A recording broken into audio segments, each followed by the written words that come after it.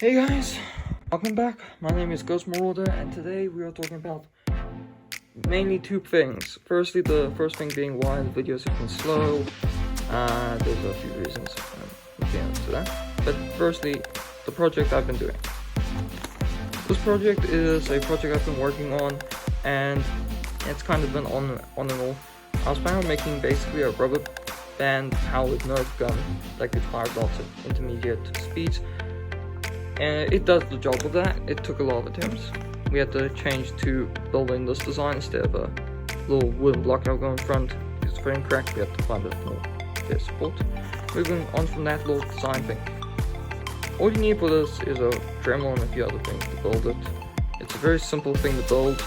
If you guys put your mind to it, you could easily build it. So, and also just to not make it too annoying, I'm not going to explain this whole thing because I don't make this video super long. Now, I've had exams to deal with to try and get this project through. Also trying to get decent videos on editing for gaming. That's why the gaming stuff isn't been coming out as common, because trying to get a good video edit on the PC. On this I use iMovie because that's like one of the best ones I've ever used in my opinion. Now, moving on from that. Design is perfect. I executed the design perfectly. Only issue I need to improve on is that I had issues with Striker, and I'll talk about that later, but yeah, I've been hard at work trying to do this, exams loaded. Anyways, moving on. I'm going to show you guys the middle bit of how this whole thing came together.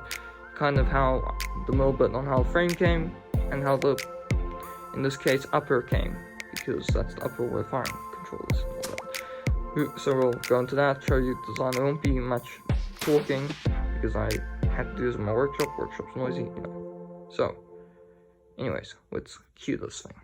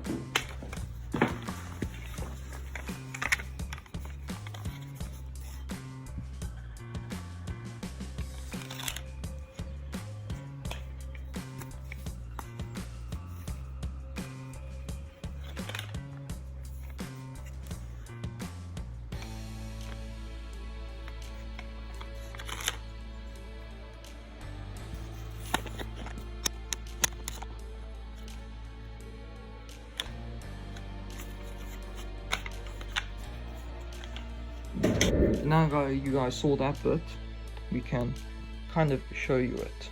So, let's move that. So here it is. This is the finished thing. I've basically sanded it. I put a little bolt in the bottom so that this handle doesn't break as easily. But the whole thing is really good.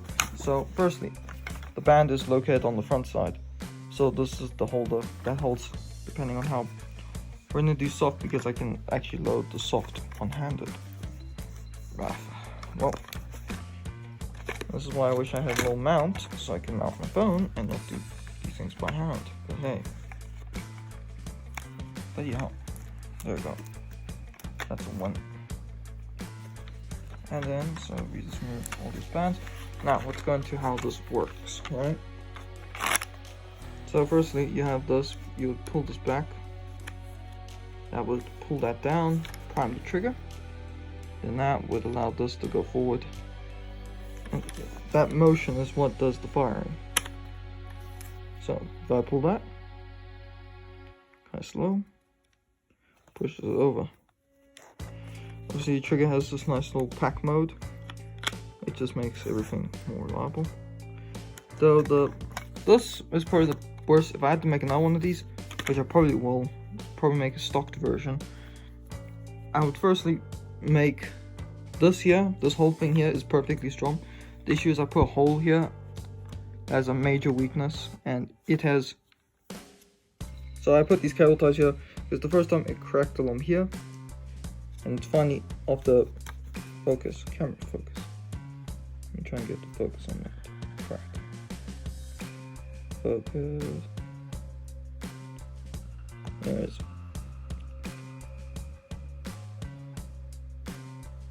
There you go. So that's almost focused. Basically, it has cracked. If I can get my phone right in on it. Can't get it to focus. Come on. Let's do that.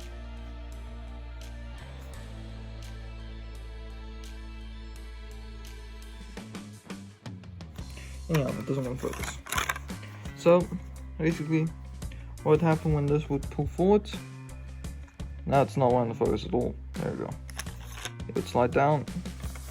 But the moment we put tension, so we can use one rubber band, but I'll do a full one in a sec.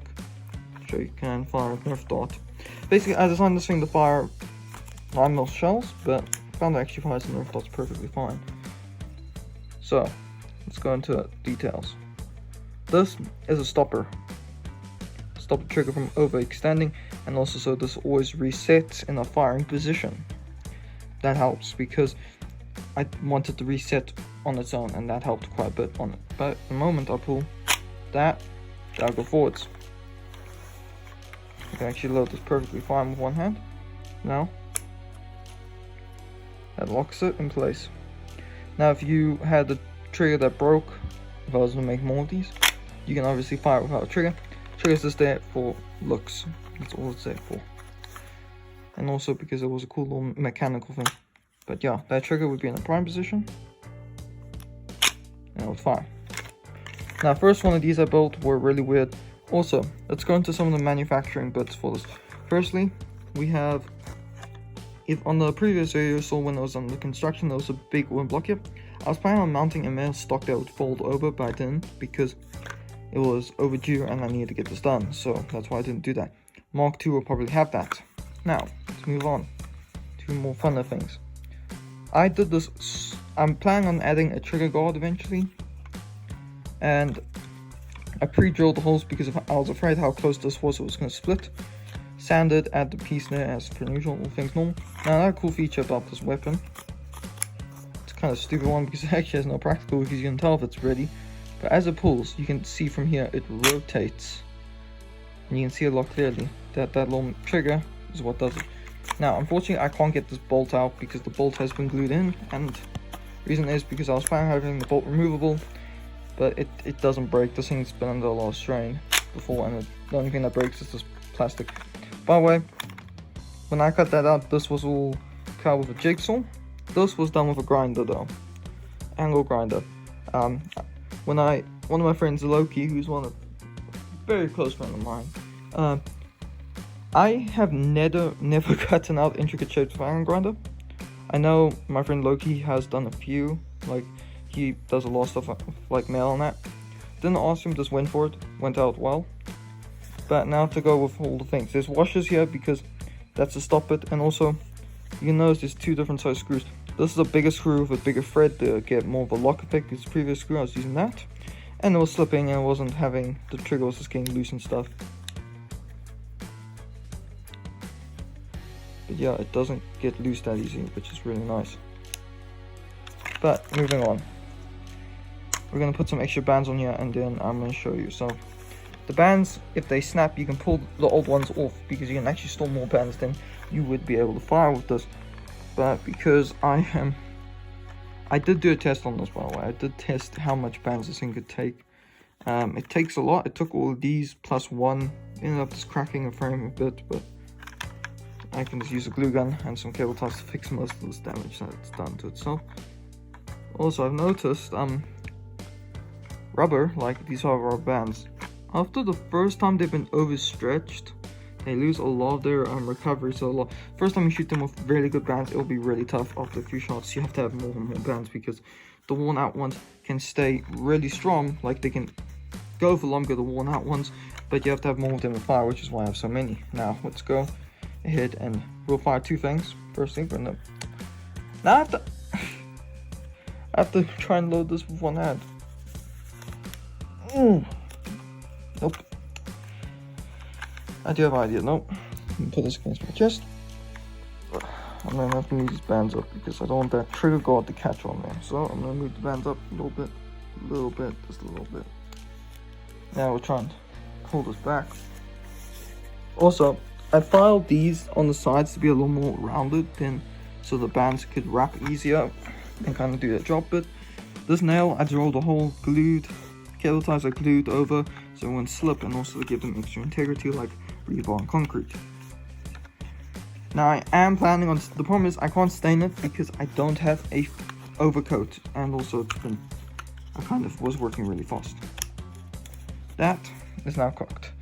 Took me a few attempts, but I did it. Now first thing we're gonna fire is a standard Nerf dot. This is quite a worn one, but we'll fire a few times for this just to show you guys.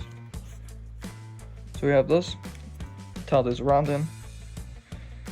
Really not necessary, but that has a different purpose. And now it works perfect. We reload. Oh god. Okay, I've learned now. I can't do it like that. I have to have it kind of on the side, pushing here, and then the other thing is really cool. This is one of my favorite. I've made things like this before, so it wasn't my first time dealing with these type of rubber bands and dealing with pressures here and all that. I had done it before. A prototype mold that had basically just a round cut block and a hole for the type pipe I was using. But yeah, it's a really cool thing. I love this thing. I've enjoyed it thoroughly, but obviously it's really cool because of that trigger. I have to have out of camera shot the low one-handed. Now I'm gonna fire something different. Now this was originally what I was designing this for, something along the lines of this. Now this will go harder and faster because this is not. So Nerf dot has one very annoying feature. They're soft, squishy.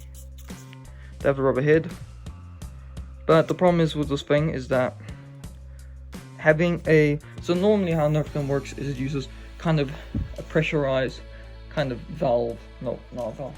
Basically uses a spring that pushes air which fires the dot. Now the air is what fires it. This launches it with a ram, but the ram is in direct contact instead of using intermediate like oxygen. So because this is harder, it's going to give more of a oomph, so it's not going to absorb as much energy as, let's say, this. Now first time I made something like this was for Nerf dots. I used a aluminum tube from a thing.